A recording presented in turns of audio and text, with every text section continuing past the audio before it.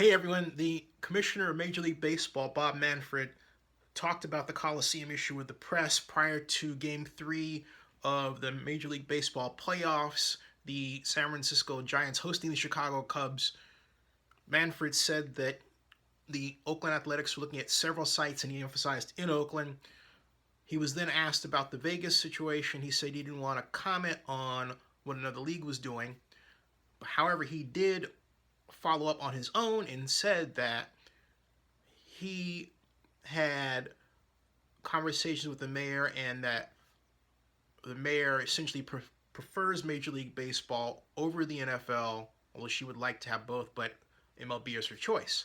So I immediately texted Libby, and I'm happy to show you exactly how our exchange went down right now. So here it goes. Bear with me, please. It's right here, okay? And I can do this because you're not going to see the number, but there, okay, now. And it's right here. So I contacted Libby, and I, right here, up above, excuse me, I got to make sure this writes itself. And as you can see, I said here, Libby, we have a problem. Look.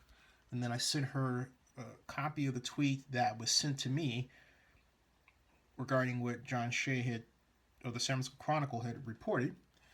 And so then, if we scroll down here, she said, I haven't said that. Everything I've done proves that's not true. And I said, okay, I will counter that now, that meaning his tweets. And so I went about the business of doing that. Then she countered, I want them both. And I said, I know they have I meant to say that tweet came out today. I said they. Then I said one moment because I was still tweeting, and I said cleanup time. She countered, it's from what I said a while ago that more games equals more economic impact. And I went, okay. So, and then she was asking me about an update on Nevada and so on. So that's what went down. And I think, now to be fair, I don't know precisely what types of conversations Libby has had with Manfred. In other words, when I say types, I'll be specific. I don't know if they were in a office and it was private conversations between the two of them, or it was in a meeting with others. I don't know how those conversations happened that led him to think and be comfortable with and say a statement that essentially, from the NFL perspective and the perspective of Raiders fans, would seem to throw her under the bus. But I do know this. There was a time when Libby was first elected that she communicated that idea to a number of people. And as you can see, she still basically has that in her head that more games equals more economic impact because you have 81 games. On paper, it would seem to make sense, but when you start drilling down to attendance levels and other factors, it doesn't really come out that way. And I've said that to Libby a number of times, okay? Now,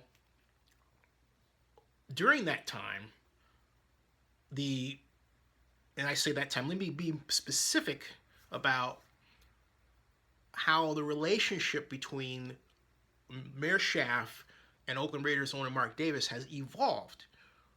When she first met with Mark Davis, it was December of 2014, and that was shortly after she won the election to be the 50th mayor of Oakland. Now, the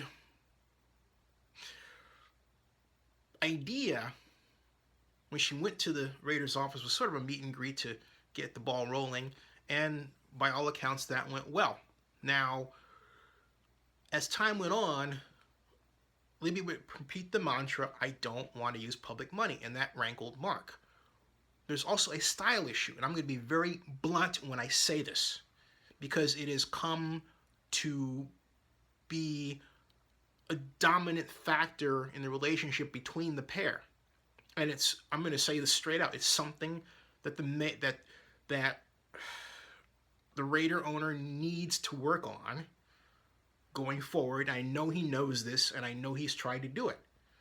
But that Libby is a businesswoman who is assertive about what she wants. And there are certain men who have a problem with that.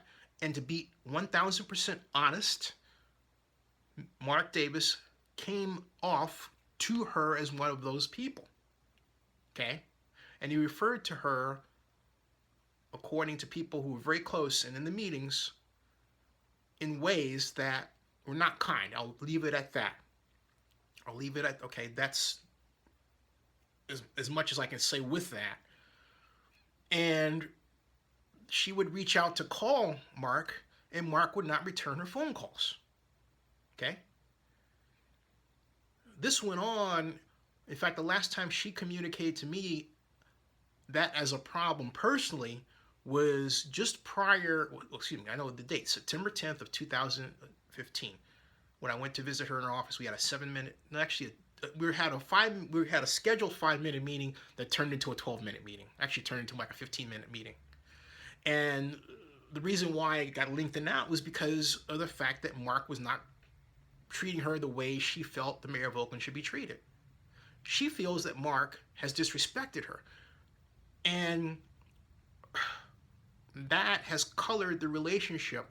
Now, at the town hall meeting, when they sat together, there was a warming, and that had a lot to do with the fact that, for all practical purposes, Libby had sort of, if you will, leapfrogged Mark, gotten to know NFL Commissioner Roger Goodell, charmed the NFL staff, and made a great presentation regarding the ability of the East Bay market to, if you will, service the Raiders now through the future. That was November 14th of last year, a Wednesday in New York, or thereabouts. However, when Mark went to Houston and didn't get the right to move the Raiders to Carson, he then, without telling the city of Oakland, took off on his Vegas flight of fancy, and during that period went back to not returning Libby's calls in a timely fashion. That seemed to subside around the time that,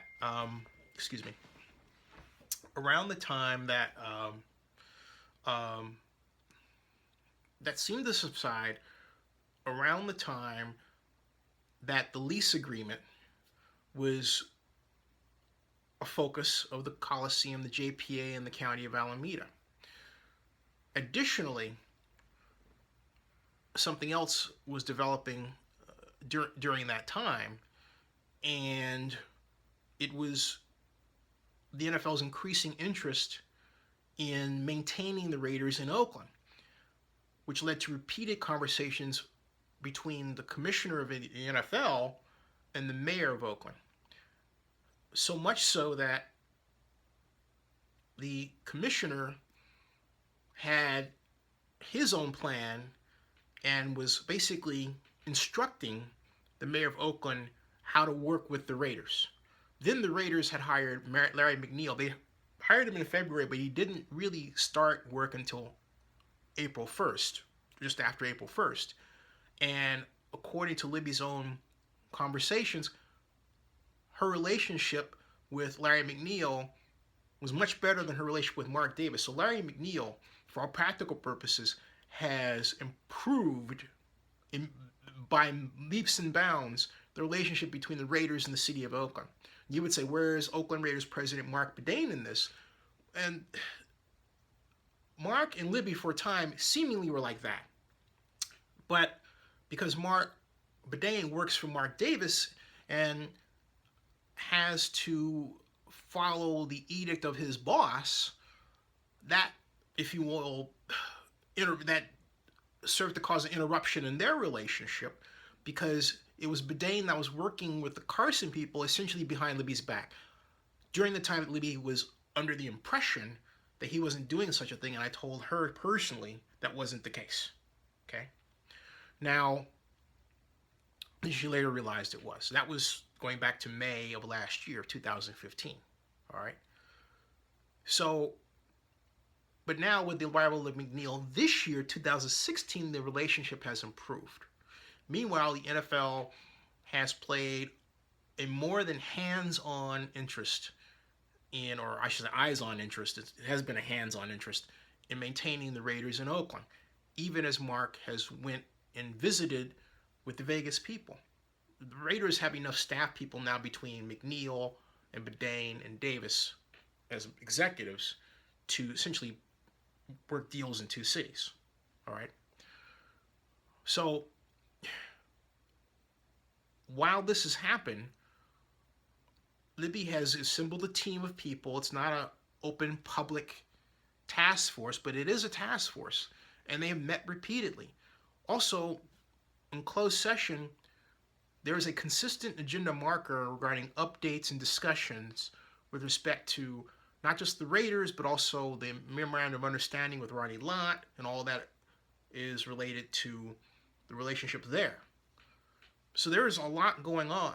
The primary difference is that, and it's a fundamental one, is that because there's no public task force and there's no constant feeding of the press, there's frustration among the media that wishes Oakland had a program like the Southern Nevada Tourism Infrastructure Committee, which was open and as public as it could be under the Nevada circumstances, if you will. That gave the illusion that Las Vegas was further ahead than Oakland, even though the fact is actually the opposite. Because Oakland does not have a land entitlement issue. Oakland does not have a financing problem. Oakland is in a great position to build a privately financed stadium for the Raiders and for the Athletics, as Mayor Schaaf said, for both. However, there's that economic thought that Libby really, to be honest with you, has to get out of her head. It might make sense on paper that 81 games add up to more money than 8. But the problem is that at the 81 games, the Oakland Athletics don't employ the same number of people as the Raiders do on a per game basis. They don't attract the same number of people. And a lot of times the A's games are attended by maybe 10,000 people at best, something like that. And then they scatter to the wins. Okay? So there's not, because there's such a small number of them, and the A's fan base is somewhat in Oakland, but it's more likely to be in Walnut Creek or San Jose as much as it is in Oakland, or Fremont for that matter. You see what I'm getting at? You would say that's true for the Raiders, but because of traffic and other instances, other concerns, other factors, the tailgaters stay often, go to local bars and restaurants after games, and so the money stays within Oakland far more than it does in the case of the A's when the patrons leave a contest. My point is that when you drill down the numbers, what Libby is saying is not entirely accurate. They're, for all practical purposes, they're within ballpark, okay? When you start adding them up and using the actual figures, they're actually within ballpark. So that's where we are right now. And I did send a follow-up text to her, and I said, you need to contact the commissioner of baseball, and you'll have him basically retract his statement and make it known that you prize the NFL as much as you prize Major League Baseball, and it's not baseball over the NFL. That needs to be done.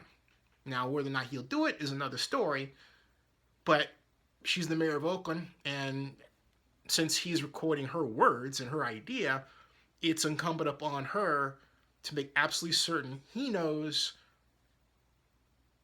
and has the public know that he understands where she's coming from and that he's not trying to throw her under the bus with respect to the National Football League. All right.